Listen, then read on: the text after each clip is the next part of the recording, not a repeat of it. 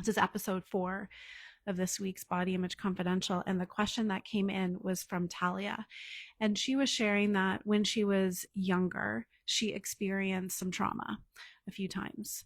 And during these physically traumatic incidences, her body went into survival mode and it went into a freeze response. So, you know that the most common ones are fight, flight, freeze, and her body froze.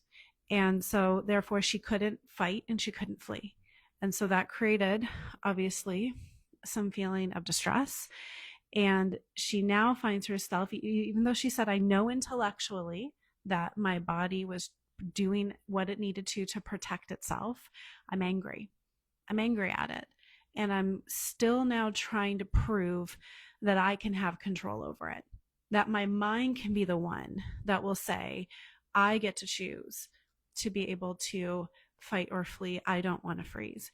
And so how that's showing up is behaviors in wanting to, control whether the body's hungry, what it eats, what it looks like, just trying to have dominion and control over the body. And so she wanted me to talk about that today. And so that's a big one.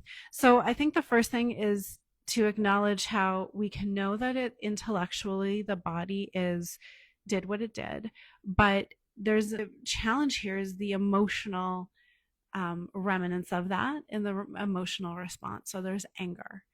And so the first thing I would say, Thalia, is have you let yourself feel that anger?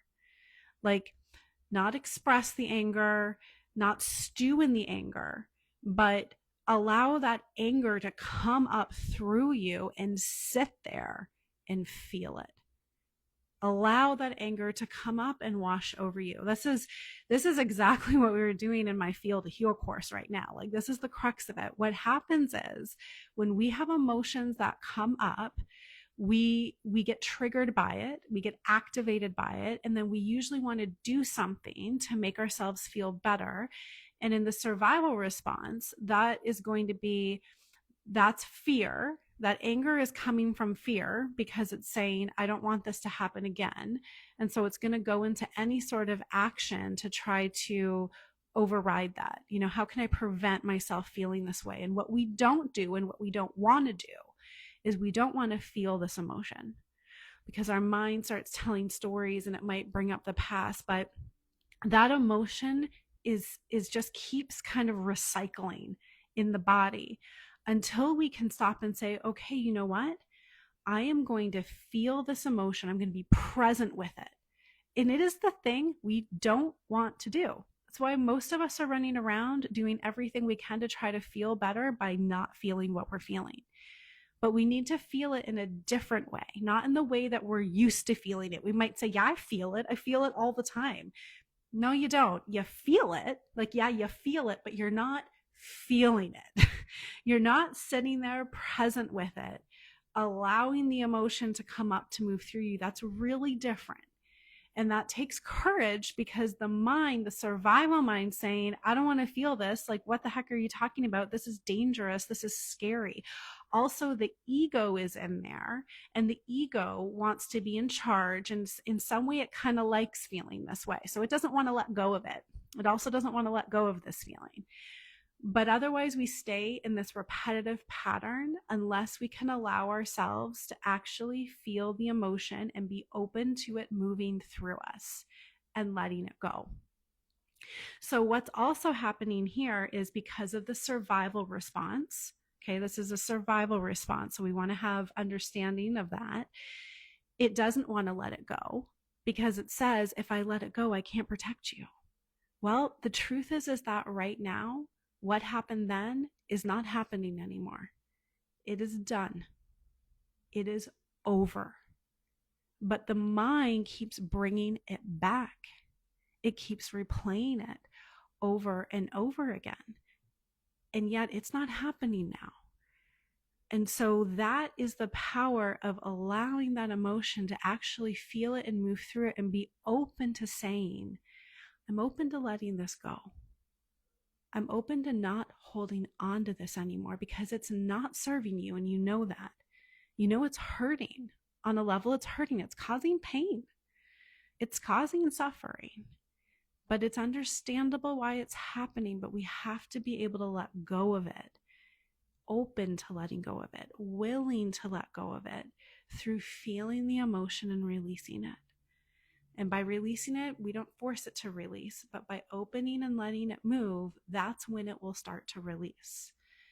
So this is really big, because in some strange way, it can feel more comfortable to keep that anger and to keep that upset present. To the survival mind, it likes that. It says, that's how I can protect you. Even though you're saying the anger is about, no, it's about I want control over my body, but that's the protective instinct, right? Because in your mind, it said I wasn't safe. Well, the body did its best, but again, it's over now. And so whatever we keep resisting, whatever we keep fighting against, we will keep in place. What we give our attention to persists. There's a saying, what you resist persists. Because we have to give energy to fuel something. What our focus goes to is where our attention is where the energy is. So if we want something different, we have to redirect our focus, and we have to redirect it to what we want. And this is not easy to do. Like, it's challenging because we're also really used to and comfortable feeling the way that we've been feeling. It's how we've known ourselves to be. It's what has taken up our mind space this whole time. It's scary to go into what feels like the unknown. I don't even know what it would be like to not feel angry and controlling my body all the time. I don't even know how I would act. What would I do? Who would I be? We might not consciously be thinking that, but that's running under the surface. It's like that saying, the devil you know is worse than the devil you don't. So the mind is making up a story saying the unknown is going to be scarier than what you know now. That's how it keeps us stuck. But if we start shifting our attention to, what do I want? How do I want to feel? Can I make peace? Can I forgive my body? Because even though the body did what I believe was the best in that moment, our mind says it's not. I mean, we can come up with scenarios like, what if you fought? What if you ran? What if that ended up being worse? Could have ended up being worse. But the mind says, no, what happened was worse, but it doesn't know. Like, let's go with the premise that what happened was the least worst of what could have happened.